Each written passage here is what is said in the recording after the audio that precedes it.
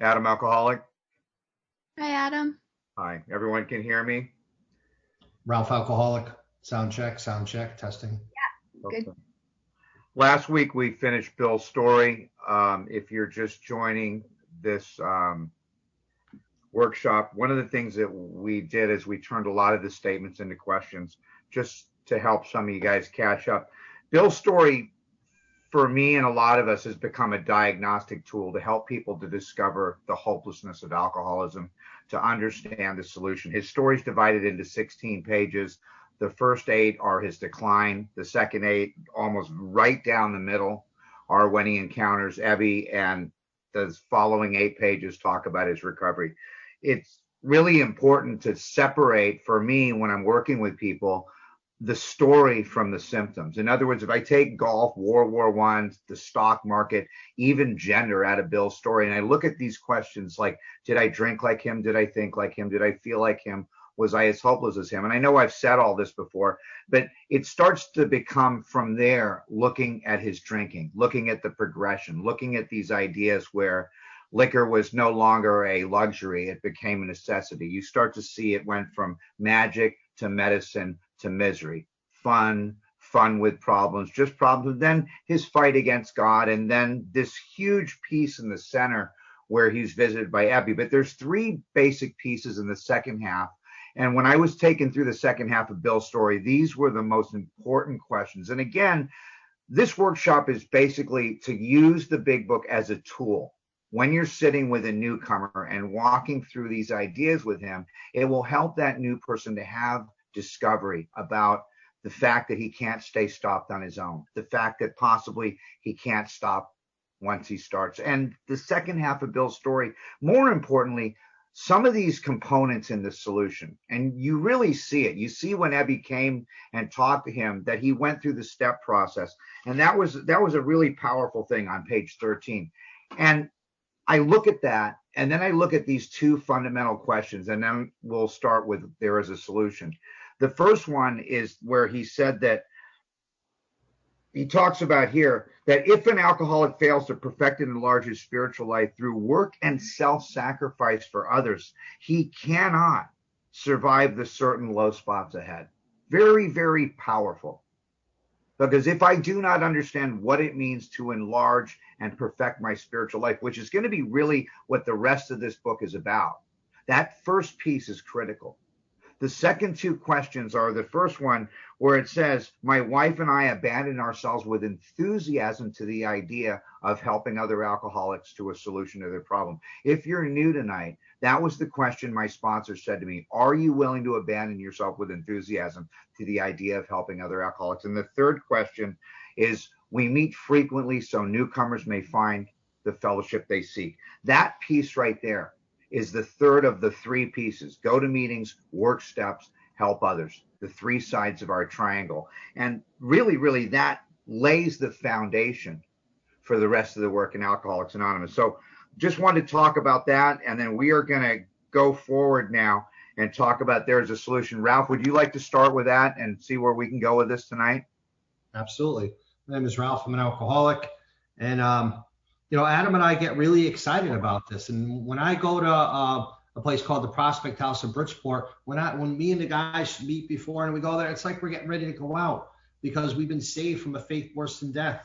And I think that that's the attitude, the approach that happens. It's the byproduct of doing the work that we're going to be talking about here. And here we're going to talk about 2 different parts of the 2 parts of the program. Here we go. There is a solution, chapter 2. We, there's that word again, of Alcoholics Anonymous know thousands of men and women who were once just as hopeless as Bill. Nearly all have recovered. They have solved the drink problem. The question mark after Bill is, am I as hopeless as Bill? Am I interested in recover? And they have solved the drink problem. Can this book help me? We're average Americans, and now we can say we're average citizens of the world. I was on a meeting the other day. We had people from all over the world. All sections of the world and its occupations are represented, as well as many political, economical, social, and religious backgrounds. We are people who normally would not mix. Ain't that the truth? But there exists among us a fellowship and friendliness and understanding which is indescribably wonderful. We're like passengers of the great liner, the moment after rescue from shipwreck, when camaraderie, joyousness, democracy prevailed from the vestige, from the steerage table to the captain's table. Unlike the feeling of the ship's passenger, however, our joy in escape from disaster does not subside as we go in our individual ways. The feeling have shared in one common peril is one element in the powerful cement which binds us, but it's of self would have never held us together for how we join now.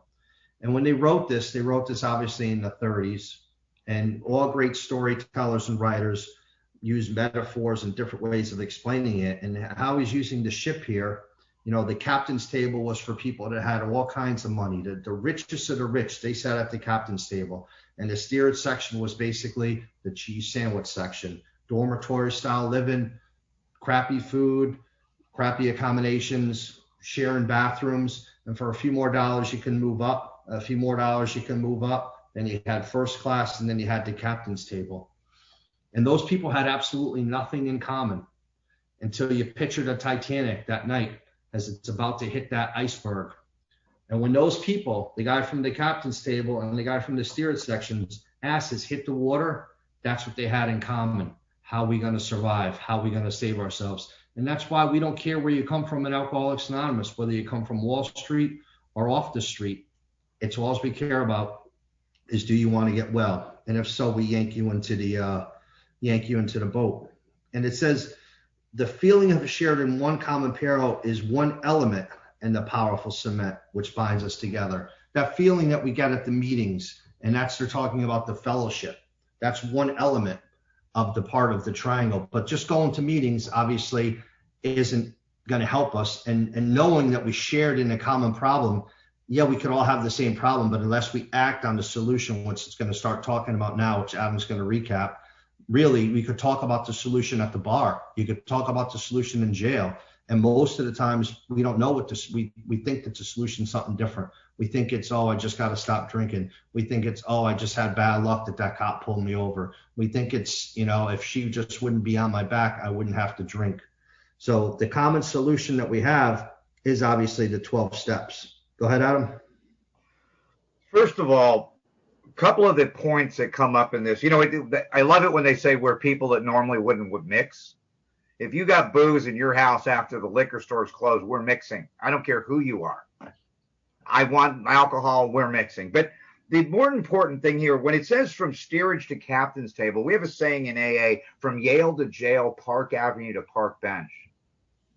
Really, it doesn't really matter. Like the line that puke smells the same in a Mercedes, this delusion that whether you're anywhere on that socioeconomic spectrum, alcohol is no respecter of persons. So it becomes really important. When it says we've shared in a common peril, the word peril, by the way, means to be hurt or killed. We're at the bottom of page 17, if anyone's not sure. But this is also the first warning.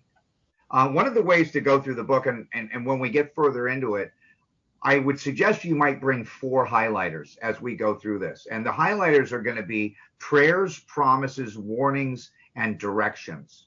And the first big warning that comes up here is about the fellowship. And a lot of people seem to be able to stay sober on fellowship-driven recovery. For them, if alcohol is the problem, the solution is abstinence. And for those people, AA is like the Sober Elks Club. It's a place to come and talk about our day and talk about not drinking, but that is not enough. So that warning where it says, but that fellowship in itself would have never held us together the way we are joined now, is a warning about the fellowship. Okay, and then the next part here, which is a tremendous fact for every one of us, is we have discovered a common solution. That's the implication of the program. We have a way out on which we can absolutely agree. Now, again, that's another debatable point, because a lot of people, when you ask them about the solution, they'll tell you, just go to meetings and don't drink and your life will get better. And on the next page, when it talks about a cancer patient, Ralph and I know that's like going onto a cancer ward, and not having cancer and telling people on the ward, well, maybe you didn't need to do the chemo. I didn't do it, and I'm still there.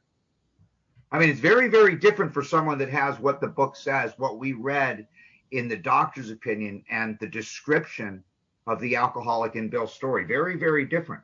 Okay. And then it says we can join in brotherly and harmonious action. That's the work. That is the fundamental exercises in the big book. This was the great news this book carries for those who suffer from alcoholism. And one of the things I write at the bottom of that page is, do I have a way out without help? Can I stay stopped on my own? Can I stop once I start? And that's going to be fundamentally the core of this next few pages is, can I stop once I start? And I start to see that I can't stay stopped on my own. So, Ralph, do you want to continue starting on page 18? Sure, I'll continue. At the top of that page, I have written at the top, can I identify? And here's going on to describe the alcoholic illness. An illness of this sort, and we have come to believe it in an illness, involves those about in which no other human sickness can. If a person has cancer, all feel sorry for him. No one is angry or hurt, but not so with the alcoholic illness. For with it goes all the annihilation of things worthwhile in life, and engulfs all whose lives touch the sufferers. It brings misunderstanding, fierce resentment, financial insecurity, disgusted friends and employers, warped lives of blameless children, sad wives and parents. Anyone can increase the list. And it just goes on. It's a really clear-cut picture of what happens, when we drink, and how we affect other people's lives, and how some of these things come from us, the fierce resentments, financial insecurity, our friends sick with us, our bosses want to kill us, warped lives of blameless children, the children that suffer. And I know for me, when I started reading this part of the book, I started to really identify, yeah, that happened to me. Yeah, this is me. And it goes on to say that we hope that this volume will inform and comfort those who may be afflicted. Am I afflicted? Did some of these things happen to me? Did you suffer financial insecurities? Were there disgusted friends? Yes, yes. Employers? Yes. There are many. A highly competent psychiatrists who have dealt with us have found it sometimes impossible to persuade an alcoholic to discuss the situation without reserve. Strangely enough, wives, parents, and intimate friends usually find it even more unapproachable than do the psychiatric or the doctors. And when they really look at it, we don't tell the truth. We don't tell the truth to doctors. And if we do admit to our family that, yeah, it may be a little problem, it's usually out of control. And this is where it talks about on page 139, it says, in dealing with the alcoholic, there may be a natural annoyance that one could be so weak, stupid, or irresponsible. Because to a normal person, a non-alcoholic who doesn't get that sense of ease and comfort, the question is why? Why do we do these things? Why do we hurt these people? Why do we act the way we do? And it goes on to say, and it doesn't really describe anywhere a good place for a sponsor. And this is a good definition of what you might want to look for in a sponsor. The ex-problem drinker who has found this solution, properly armed with the facts about himself, can usually win the confidence over another alcoholic. Until such understanding is reached, little or nothing can be accomplished. And that's in squiggly writing. So anytime we see squiggly writing, we want to highlight it. And it goes on to say the man who is making the approach has had the same difficulty, that he obviously knows what he's talking about, that his whole department shouts at the new prospect that this is a man with real answers, that he has no attitude of holier than thou, nothing whatever, but a sincere desire to be helpful. There are no fees to pay, no axes to grind, no people to please, no lectures to endure. These are conditions we found most effective.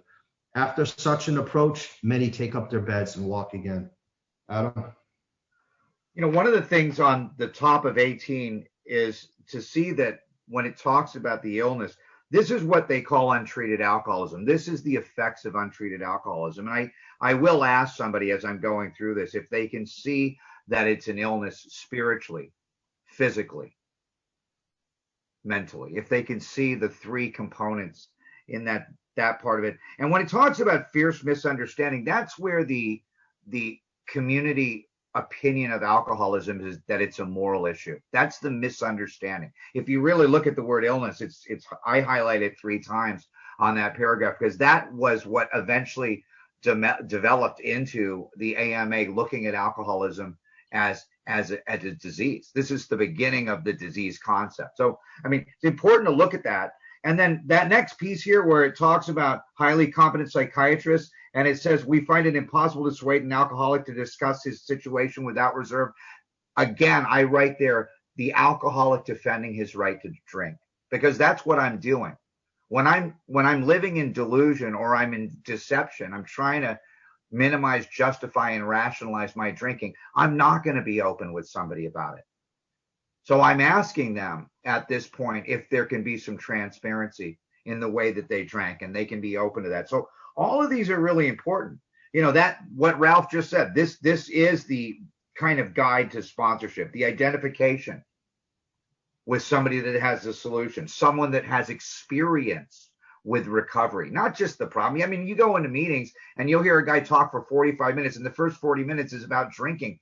I didn't want my liquor diluted. I don't want my AA watered down either. I want to hear what the solution is. That's why it's the name of the chapter.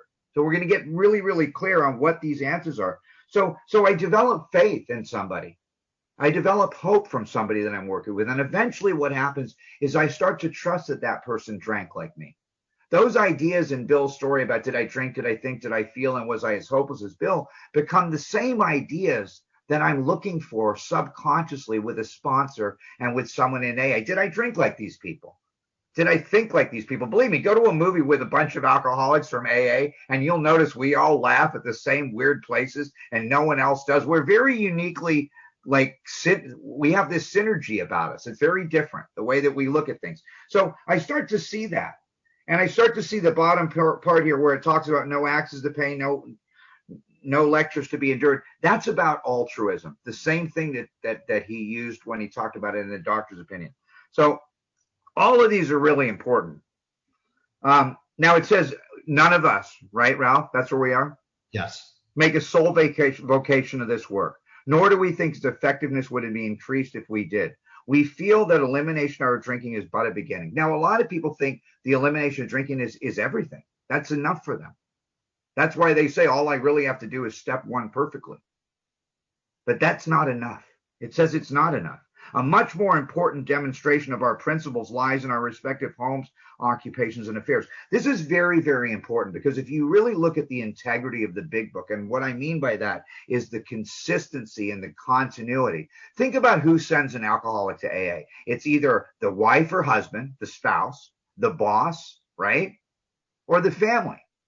So when you look at homes, occupations, and affairs, you're going to see those three things appear several times. You're going to see them definitely appear in that part of the 9th step where you talk about making amends to creditors and to spouses. But you're also going to see those 3 chapters, the chapter to the employers, the chapter to wives, and the family afterwards. So you're going to see this whole idea come up again all the way through the book, because this is where we create the wreckage. All of us spend much of our spare time in this sort of effort. Am I willing to spend my spare time in this sort of effort? Because it seems that if I don't put this in the front of my life, my experience is I couldn't stay sober. That may not be your experience. Drinking wasn't a hobby. It was for me almost my whole life, which we are going to describe. So they're going to describe the effort here. They're going to describe the plan of recovery. A few of us are fortunate enough to be so situated we can nearly give all our time to the work. And again, what's the work? My sponsor said the work in AA is not working the steps. It's actually taking other people through the steps. That's the way he presented it to me. And he sat in front of me. He said, Adam, you've been in AA for 17 years. You can recite chapter 3, chapter 5, and the traditions verbatim, and you can't get 2 days sober. And what he said to me is, he said, the work for me would be walking another human being through this process and enabling them to find a power which would solve their problem. And that really is the entire purpose of what we're doing here. You may think you're doing it so that you can solve the problem yourself, but my experience is I couldn't solve the problem until I started working with other people. It's almost like the reason the grass is greener over there, it's because they're watering it. And this piece showed me how to water that spiritual grass. Ralph? Okay. And to notice that this is the second time now he's talking about, and on page 15, it says, if the alcoholic failed to perfect and enlarge by self-sacrifice and work with others, was certain he wouldn't survive. And this is the second time it's stressing the point that working with alcoholics, and I think it's like 20 or 30 times that make reference to working with alcoholics. And again, up until this point, when I was going through this book with my sponsor, I was slowly starting to think about, I was identifying with the drinking. Yes, I felt like that. Yes, I did some of these things. but I still was thinking of it coming at it from a very selfish point of view where, okay, I'm just going to learn this stuff. I'm just going to not drink. And if this Miller Lite is my problem, the chances are I'm not alcoholic. And that's what it talks about here. The feeling of the elimination of alcohol is just the beginning. And when Adam clarified it, we want to become whole, happily, useful, and whole. And I know plenty of people down here in Florida where I am now. There's this one guy in particular that they know the menu, but yet they're starving. They could quote this big book, chapter and verse, but yet they can't stay sober. And I think that's clear that it's a program of action by doing it. And if you're reading this for the first couple of times, you may not buy into all these ideas. Just keep going. If we keep this way, we're going, a little doubt will much go, little doubt good will result. But the surface of the problem in whole would hardly be scratched. Those of us who live in large cities are overcome by the reflection of those close to by hundreds of dropping into oblivion every day. Many could recover if they had the opportunity we enjoyed. How then we shall present which they have been freely given to us. Nowadays, we have thousands of people coming to meetings every day from jail, from probation, from their bosses, or just walking off the street. So we have a way to contact these people when they come in and have an impact on them. It goes on to say, we've concluded to publish an anonymous volume setting forth the problem as we see it, and we shall break our task into combined experience and knowledge. This suggests a useful program for anyone concerned with the drinking problem. And obviously a program is the program of action, meaning the 12 steps outlined from the doctor's opinion through 164. Of necessity, we will have to discuss the matters of medical, psychiatric, social, and religious. We are aware that these matters are, from very nature, controversy. Nothing would please us so much as to write a book which contained no basis for contention or argument. And when I went through this book with Sandy, he said this at this part this is why we don't argue about this book, because when I was on fire for this book, I would use this book as a weapon. It says this or that, and we start getting caught into controversy. And it clearly saying, you could use the book as one of those examples of not arguing with people, not having controversy. And it says, nothing will please us much more to write a book which contain no basis for contention or argument. In other words, we don't want to argue. We shall do our utmost to achieve that ideal. Most of us sense a real tolerance of other people's shortcomings and viewpoints as respect for their opinions and attitudes. I didn't have that. When I went through this book, I was using it as a weapon. You're doing it wrong. You're killing people and all this other type of stuff. And it's telling us that I really need to have, tolerance and of other people's shortcomings and viewpoints and respect for their opinions and attitudes, which makes us more useful to others. And one of my favorite lines is highlighted. Our very lives as ex-problem drinkers depend upon constant thought of others and how we may help meet their needs. I read that like, what does that even mean? You're supposed to be helping me. Now you're telling me that I got to help other people? Yeah, you got to help other people. Go ahead, Adam. I got a lot of notes in my book. I've got a whole bunch of big books, but this is the big book that I started with Dan Sherman and Joe Hawk 22 years ago. And that second paragraph on page 19 is Bill's vision, where he sees that those of us who live in hard cities are overcome by the reflection that close to hundreds are dropping into oblivion. Many of them could recover if they had the opportunity we've tried. It's in Bill's heart to help others. He wants to share what he's found. That is something that there's three things we can't give you if you're new. We can't give you the gift of desperation. We cannot give you willingness. And somehow we can't seem to give you enthusiasm. And that enthusiasm that Bill had, I would ask that of a newcomer. Again, it was stated at the end of Bill's story, abandon ourselves with enthusiasm to the idea of helping others. And all I can suggest if you're new is that somehow that became the greatest gift in my life, to be able to sit with someone. And every once in a while, somebody that you work with goes to law school. Every once in a while, somebody becomes a good dad. Somebody becomes a good son. This thing that we do, and using this tool to help somebody to discover the freedom that can happen through this process is absolutely amazing. So I think, and then this logic here is very, very simple, where he talks about this volume, and very, very simple, a useful program for anyone concerned. And that again also points to Al-Anon. If there's any Al-Anons, in the solution in steps 4 through 9 are almost identical. This thing about mindfulness in 10, the review in 11, the upon awakening prayers, and then the purpose works for anybody. It's amazing. And then those 4 words where it says medical, psychiatric, social, and religious. Above medical, I have the craving, because that was a revolutionary idea by Dr. Silkworth between 1935 and 1939. When he wrote that, that was a brand new concept, that alcoholics suffered from a phenomenon of craving. So the craving was revolutionary. The steps, although we don't like to use the word psychiatric, but if you look at the Freudian approach, where you go from the psychotherapeutic approach, where you go from the deepest, darkest events in your life, and you look at it from an entirely different angle, that association, which came from Jung, it went from Freud to Jung, and eventually through this process, it's there. Social meaning the family, and religious meaning God. All 4 of those are all highly, they're definitely controversial. And we have to be very careful with that. And the last piece, that last paragraph, where it says we don't want to have any basis for contention or argument, we're going to do our utmost to achieve that ideal, and having real tolerance. That is where the 12 traditions really protect Alcoholics Anonymous from the internal and external forces that could destroy us. And believe me, there's argument in every one of this, especially with the therapeutic community, because there's no money in this.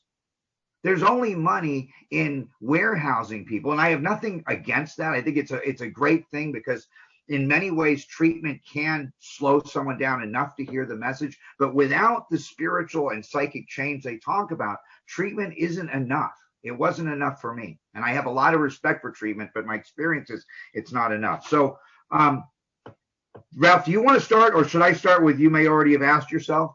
Why don't we just do the 7th tradition now quick? Okay, we're going to pause and open it up for the 7th tradition for about a couple of minutes, and then we're going to continue. Thank you. Matthew, I don't have anything to say about, or I guess I'll read the, we would like to add that we will also be posting a PayPal account info in the chat in lieu of the 7th tradition.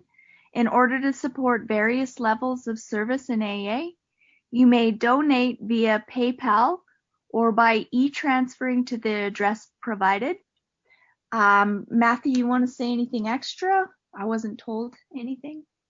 No, I think it was perfect. And thank you, everybody. If you can contribute a little, that's great. We just want to support all the levels of service. Thank you so much. And we'll just continue on. Yeah, thank you. Continue on. Adam, you want to go? Yeah, that top piece that you read before, where it says our very lives as ex-problem drinkers depend on our constant thought of others and how we may help meet their needs. That's a question. Does my very life as an alcoholic in recovery depend on my constant thought of others? I'm going from selfishness and self-centeredness to service-centeredness, other-centeredness, God-centeredness. That's the transition. That's the turn. That word turn that you're going to see in that 3rd step. I'm turning from willfulness to willingness. And so I have the word service written there. You may already have asked yourself why it is that all of us became so very ill from drinking. Well, you might have heard some of it in the doctor's opinion. It's called the phenomenon of craving. Doubtless you are curious to discover how and why, in the face of expert opinion to the contrary, we have recovered from a hopeless condition of mind and body. That's a very powerful, powerful statement right there. People are always recovering. They're always recovering. My buddy goes, if I don't mean it because I don't want to be divisive, but look at the word recovered. It's saying we don't recover the ability to control and enjoy our drinking, but it's suggesting that from the spiritual maladjustment, that once we develop this alignment with spiritual principles, we recover from this untreated alcoholism. We develop a type of spiritual alignment. Okay, so have I recovered from a hopeless state of mind and body? If you are an alcoholic and wants to get over it, that's a powerful question to ask the guy that's sitting in front of you. Are you alcoholic? By now, we've discovered the fundamental ideas I can't stay stopped on my own. I can't stop once I start. Those are the two fundamental ideas. Do I want to get over it? That's the question I'm going to ask the guy right there. Because those were the questions. If you look in Dr. Bob's Nightmare on page 181, there's two questions he asked. Do you want to stop drinking for good and for all? If you're scared to ask that question, just ask it. Do you want to stop? Yes or no? And the second question is, do you feel like you need our help? Those are real. I mean, that's going to clear the room. Okay? Because a lot of people just want, I don't know. I mean, I couldn't imagine even being here if you didn't want to stop drinking, but you'd be surprised how many people walk into AA or are brought into AA that really don't, you know what I mean? They want to control and manage the consequences, which I understand. You may already be asking yourself, what do I have to do? Those are powerful questions. Do I want to get over it? Am I an alcoholic? And what do I have to do? Ralph, do you want to continue? Sure. It is the purpose of this book to answer such questions specifically. We shall tell you what we have done. Before going into detailed discussion, it may be well to summarize some of the points as we see them. And these are all questions. How many times have people said to us, I could take it or leave it alone? Why can't he? Why don't you drink like a gentleman or quit? That fellow can't handle his liquor. Why don't you try beer and wine? Lay off the hard stuff. His willpower must be weak. He could stop if he wanted to. She's such a sweet girl. I would think he would stop for her sake. The doctor told him if he ever drank again, it would kill him. But there he is, all let up again. And these are all questions to consider when you're working with someone. Did you try all these other methods? And these are all human methods, human willpower, trying to stop for him, trying to stop for her, trying to stop for yourself, and his willpower must be weak. Because again, from the non-alcoholic, how we look is we look weak, stupid, or irresponsible. That's how it appears to them. That's how my mother can't understand. I did it again. That's how I can't understand. I did it again, because I may have willpower in a lot of other areas in my life. When it comes to alcohol, I'm strangely insane. The insane idea will always win out. And, this is the big difference between some of those people that may be on the cancer ward that don't suffer the same type of cancer that we suffer from, because they come to Alcoholics Anonymous and they put the bottle down and their life gets better. They're okay. But yet when they go out and drink, they may drink like us, but 60, 90 days, they're fine. 120 days, they're fine. They're better husbands. They're better fathers. They come, they fellowship. They talk about, gold times. They go to the diner, but they don't have to do the work. When I get removed from an alcohol 30, 60, 90 days, I feel worse, not better. So this is clear cut defining some of these things. Now, these are commonplace observations on drinkers we hear all the time. In the back of their world of ignorance and misunderstanding, we see that there's expressions refer to people whose reactions are very different from ours. That's a question mark. Is my reaction, is this different than your reaction? Because at this point, we're trying to get him to really look at his drinking and all the inconsistencies about control and choice. Control and choice. Do you want to stop but you can't? And once you start, do you have trouble stopping? And here we talk about the three different types of drinkers. It says moderate drinkers have little trouble giving up liquor entirely. If they have a good reason, they can take it or leave it alone. And just by looking out at the 84 people in this room, I don't really see too many of those types. Just kidding. There, of course, is the certain type of hard drinker. He may have the habit badly enough to gradually impair him physically and mentally, and may cause him to die a few years before his time. But if it's a sufficiently strong reason, ill health, falling in love, falling out of love, change of environment, or warning of a doctor becomes operative, this man can also stop or moderate, though he may find it difficult and troublesome, maybe even needed medical attention. I drank with a lot of kids that were hard drinkers. But when it came time for them to get the job, when it came time for them to go to college, or it came time when they got a DUI, they were just able to stop and never drink again. My friend Kevin got a DUI in college. He never drank again. He still don't drink. He says, no, it's stupid. It almost cost me my career. But on the surface, those are heavy problem drinkers. It is very difficult to tell the difference between the two. Adam, why don't you talk about a couple of differences between the two? Give a couple of examples that you got. Well, it's so important. I mean, we're this is going to slow us down a lot, but it's very important. This misunderstanding and ignorance around alcoholism. The AMA classifies alcohol as a depressant. 9 out of 10 people, they have a couple drinks and they say stuff like, oh my gosh, I got to slow down. I'm feeling it. I have work tomorrow. I have a couple drinks and I want to get married. I have a couple drinks. I want to go to Vegas tonight. I have a couple drinks. I'm trying to find the car keys I hid for myself before the first drink. For me, alcohol seems to be a stimulant. And that seems to really show me what makes me different. There's a saying that when a normal person has a couple drinks, they feel out of control. When I drink, I seem to feel in control. And what the real bottom line is that it seems to be for someone like me that when I stop drinking, the outsides get better, but the insides get worse.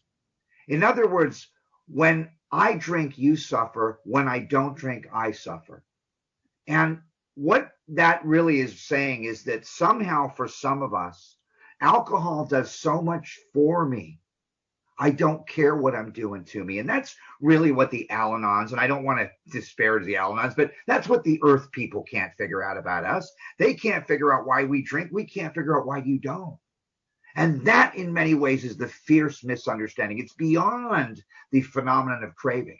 There's something else that alcohol does for me. It gives me the wings to fly. It gives me the courage to walk across that dance floor and ask that girl to dance. It gives me the guts to go after that big job. And unless I can develop that sense of comfort and ease that I'm seeking from alcohol through this process, a drunk like me will never stay here. So that piece is very, very important. All these questions going through here, why can't I take it or leave it alone? These questions become very much clear when I understand what alcohol does for someone like me. It creates the illusion that my life is manageable. It gives me the wings to fly in a way that I never could on my own. And that is the hook. That is the hook that unless I can find this solution, if you take booze away from me and you don't give me something better, a drunk like me will never stay here. I'll always feel like I'm on the outside looking in. I'll always have that FOMO, fear of missing out. I'll always have that thing, that sense of inadequacy, that sense of fear. And what we're saying, if you're new, is if I follow these simple instructions going through the rest of this book, I will find that power that I've always sought, that I sought from alcohol. It is actually available here through this process. But what I had to do is I had to set aside my old ideas here. So it becomes very critical for me to understand that. So am I a moderate drinker? Am I a hard drinker? Do I understand the difference that I can somehow people can stop or moderate given sufficient reason? If we go into all these descriptions right now, we'll never get through another page of this. So Ralph, I think we're either going to speed it up a little bit or, we can continue. All right. What about the real alcoholic? He may start off as a moderate drinker and may or may not become a continuous hard drinker, but at some stage of his drinking career, he begins to lose all control of his liquor consumption once he starts to drink. Question mark. Does this happen to you? Does this happen to you? Does this happen to you? It's real simple. Here's the fellow who has once been puzzling you, especially with his lack of control. Question mark. Do I have control when I drink? He does absurd, incredible, tragic things while he drinks. He is the real Dr. Jekyll and Mr. Hyde. He is seldomly mild intoxicated. He always is more or less insanely drunk. His disposition while drinking resembles his normal nature, but little. He may be one of the finest fellows in the world, but you let him drink for a day or two and he frequently becomes disgustingly and even dangerously antisocial. He has a positive genius for getting tight exactly at the wrong moment, particularly when some important decision must be made or engagement kept. He is one perfectly sensible and well-balanced concerning everything except for liquor, but in that respect, he is incredibly dishonest and selfish. He often opposes special abilities, skills, and aptitudes and promising career of him. He uses these gifts to build up a bright outlook for his family, himself, and pulls down the structure on his head by a senseless series of sprees. He's the fellow who goes to bed so intoxicated, ought to sleep around the clock, yet there he is the next morning, searching frantically for a bottle he misplaced the night before. If he could afford it, he may have liquor concealed all over his house to be certain No one gets his entire supply away from him to throw it on the waste pipe. As the matters grows worse, did matters grow worse, he begins to use a combination of high-powered sedatives and liquor to quiet his nerves to go to work. Then comes the day when he simply cannot make it and gets drunk all over again. Perhaps he goes to the doctor who gives him morphine or some sedative to taper off. Then he begins to appear at hospitals and rehabs and detoxes. There's a lot to unpack there, Adam. Why don't you just do it so we don't do it twice? You know, it really, really is important, again, to understand the moderate, the hard, and the real alcoholic, and really know what they are. It's very, very critical that I understand. For a lot of us, we progress through that. We progress through it. We just start drinking on the weekends. Then we start drinking on Thursdays, right? Then we only drink on days that begin with T, like today and tomorrow. And that's kind of the progression that goes on.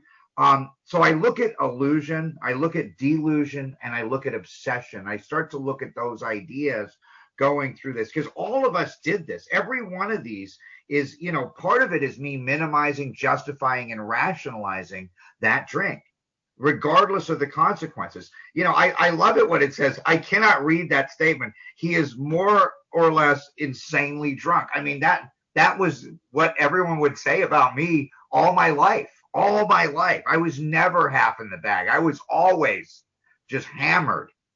You know what I mean? And that's just the way I drank. So I would go through all these questions very quickly with somebody, or slowly, but ask them these questions as you're working with them so that they can get a clear picture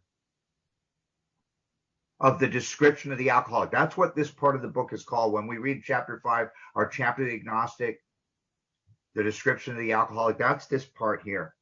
This by no means is a comprehensive picture of the true alcoholic, right? Our behavior patterns vary, but this description should identify me roughly. It doesn't identify me. Why do I behave like this? If 100 experiences have shown me that one drink means another debacle with all its attendant suffering, why do I take that first drink? There's the question. I sometimes read all of this in first person to the person I'm reading it with. Okay? What has become of my common sense, my willpower that I seem to display in other matters? Perhaps there will never be a full answer. Opinions vary considerably to why Adam reacts differently from normal people. We are not sure. But once a certain point is reached, now the question is, have I reached that point where I've lost control? That's the question. That's the pause. Okay? Little can be done for him. It's almost like the word doom again. Little can be. Do I see the hopelessness at this point as I'm going through the book with somebody? We can't not answer the riddle. Ralph? This is where it starts to transition. We know that while Ralph keeps away from the drink, as he may do for months or years, Ralph reacts like other men. We're equally positive that once Ralph takes alcohol into a system, something happens to him both bodily and mentally, which makes it virtually impossible for Ralph to stop. The experience of any alcoholic, that's all of us, will abundantly confirm this. This is all highlighted here at the top of this page. These observations would be academic and pointless if our friend never took the first drink. So in other words, it'd be educational. Yeah, okay, I get it. But why take the first drink? And it goes on to say that therefore setting the terrible cycle in motion.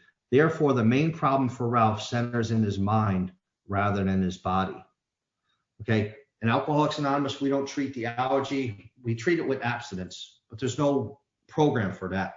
But this is where my real problem lies, in my mind, because so many times I've sworn it off forever. I'm never going to do this again. And all of a sudden, I just changed my mind, and taking a drink seems like the greatest idea in the world, because I'm under the delusion and an illusion that this time it's going to be different.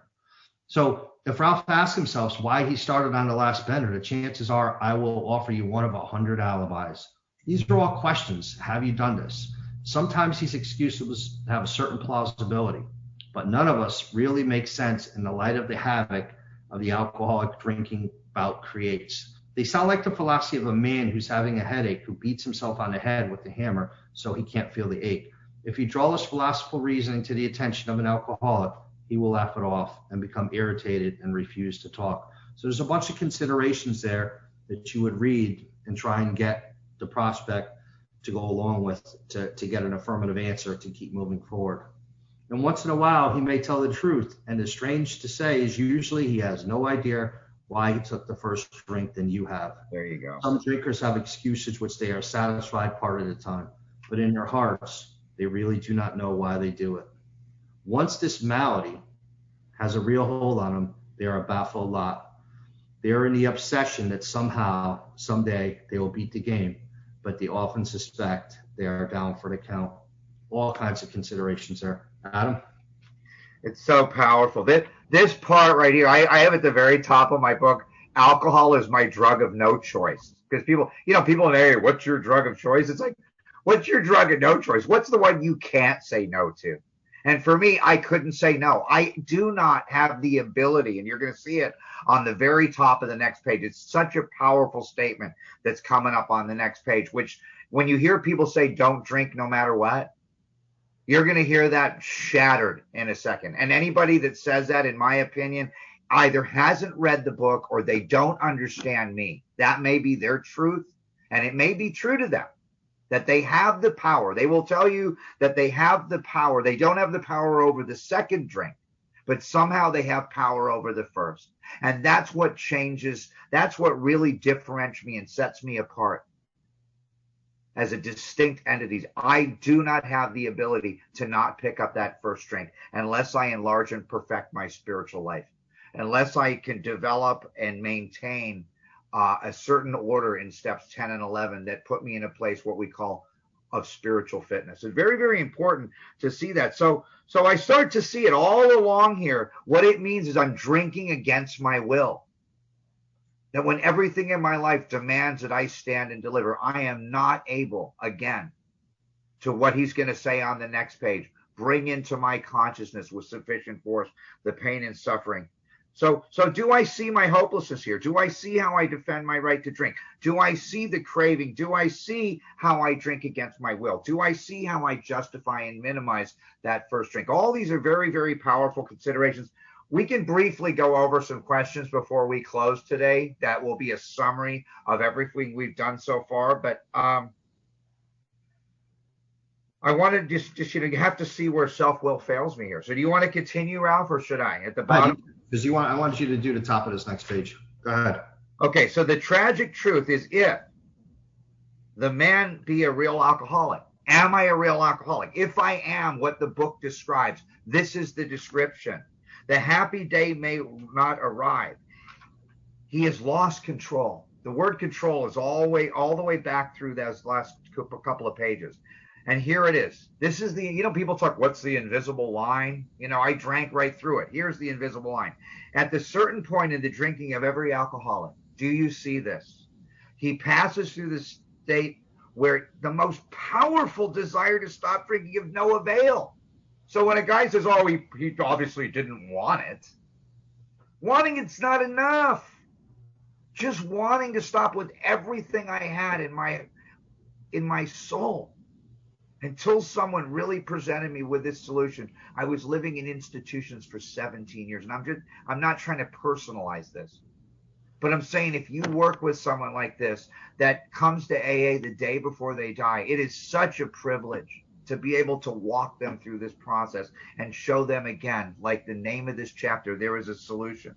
It says he passes through the state where the most powerful desire to stop drinking is of absolutely no avail. So how can he not drink no matter what? It says this tragic situation has arrived in practically every case, but long before it is suspected. What a powerful, powerful statement of doom and hopelessness. It's not a pretty picture. That first half of step one is really, really, really dark. We're on page 25. We're on page 25. Keep going, Adam. The fact is that most alcoholics, for reasons yet obscure, okay, so we are still obscure on this, have lost the power of choice. There it is. No choice in drink. Our so-called willpower becomes practically non-existent. Has my willpower become non-existent? Is the person that I'm working with that's sitting in front of me when I'm reading this book in a place of hopelessness? We are unable Am I unable to, at certain times, to bring into my consciousness with sufficient force the memory of the suffering and humiliation of a week or a month ago? Am I without defense against the first drink, not the second drink, the first one? It's a very, very dark statement. It's a death sentence if you're new. Yet you're looking at people here with countless years of recovery. So if you're new, again, this piece is going to be a big part of the solution. It's going to follow up now with a solution. The next page is going to talk a little bit about what actually the elements of recovery are on page 25. I don't think we're going to get there, Ralph. No. We're going to leave you guys in a really dark spot today.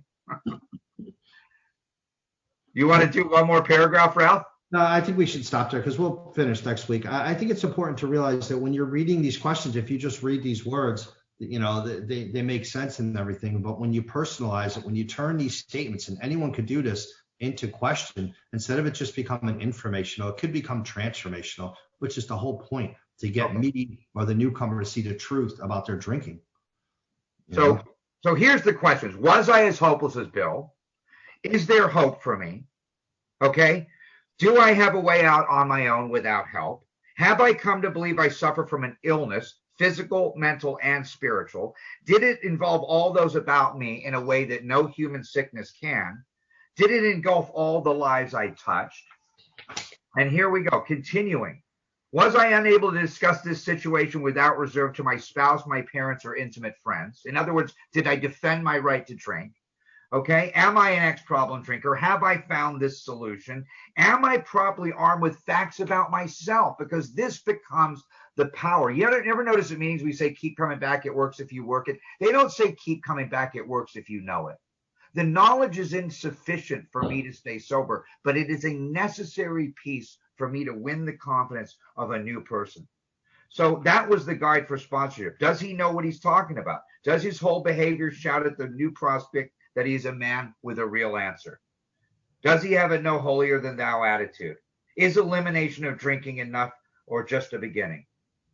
So these are fundamentally questions. Then the questions we just read. Can I just quit? Can I handle my liquor? Do I have a choice? Is my willpower weak? All these questions came out of this chapter. Could I stop if I wanted to? If you could stop and get, I don't know about people with January 1st as their sobriety date. I'm not judging if it is. You know, I tried every year and my date is August 1998. Okay. Could I stop for her? If the doctor told me if I ever drank again, it would kill me. Could I stop?